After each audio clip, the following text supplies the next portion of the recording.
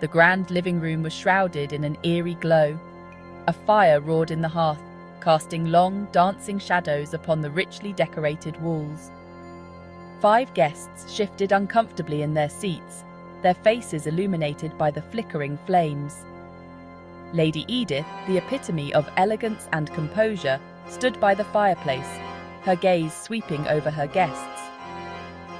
In her hand, she held a crimson glove, its vibrant colour a stark contrast to the sombre atmosphere.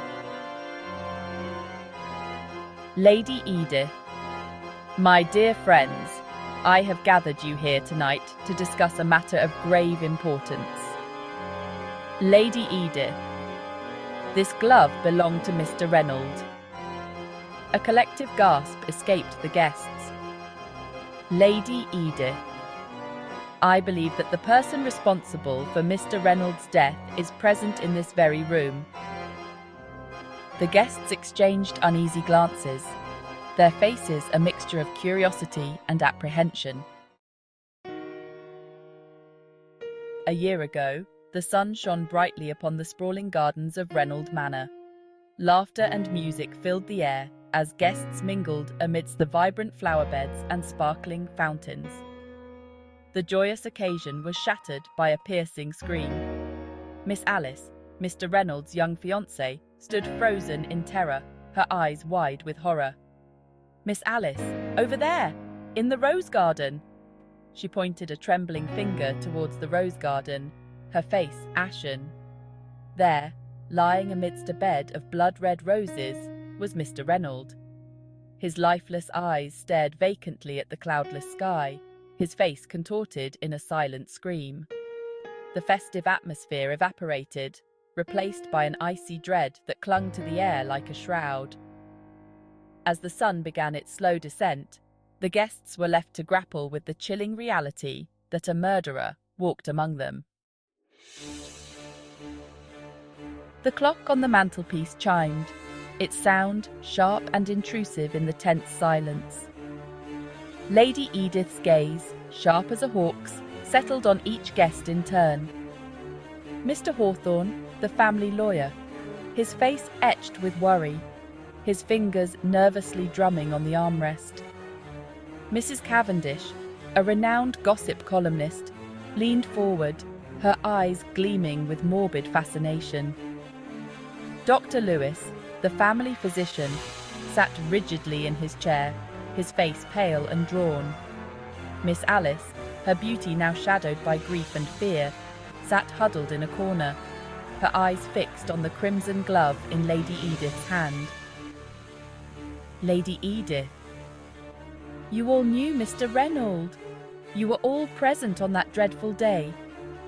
Her words hung in the air, heavy with accusation.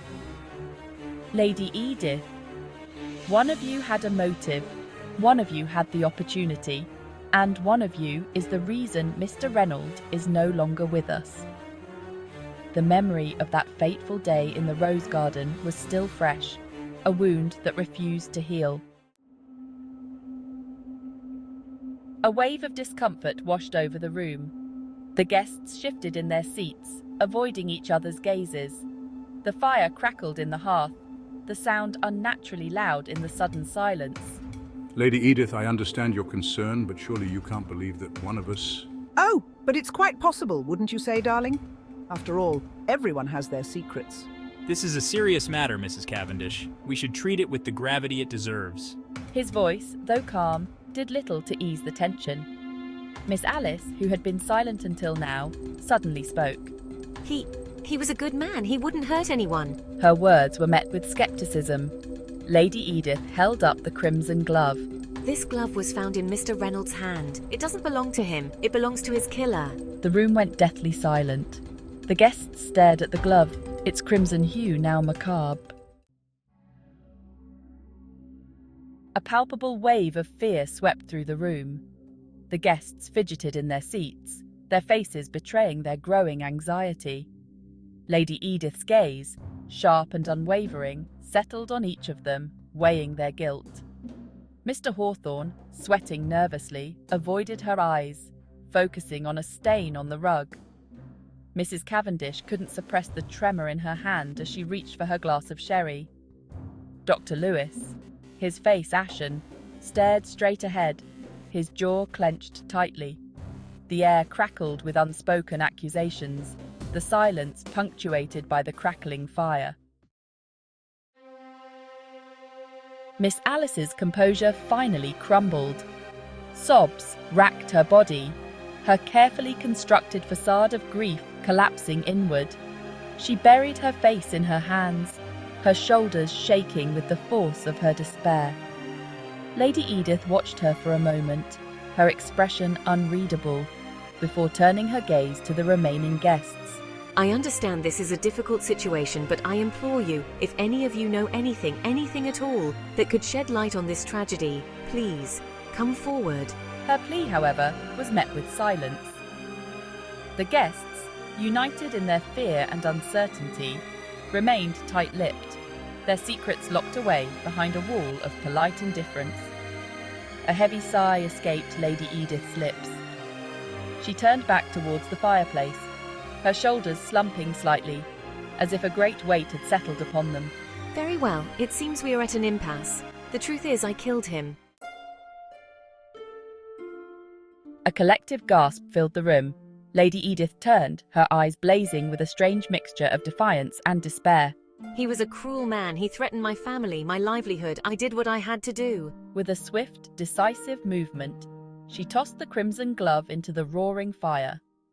The flames, as if hungry for the truth, devoured the glove, the leather curling and blackening before disintegrating into ash. The guests watched in stunned silence as the last vestige of the crimson glove disappeared. Lady Edith, her face now pale and drawn, sank into a nearby chair, her gaze fixed on the dancing flames. The truth, it seemed, had finally been unveiled, but at a terrible cost. The guests, released from their silent pact of denial, erupted in a cacophony of gasps and whispers. Yet, amidst the chaos, one thing was clear. The mystery of the crimson glove had been solved, consumed by the flames, along with the truth it held.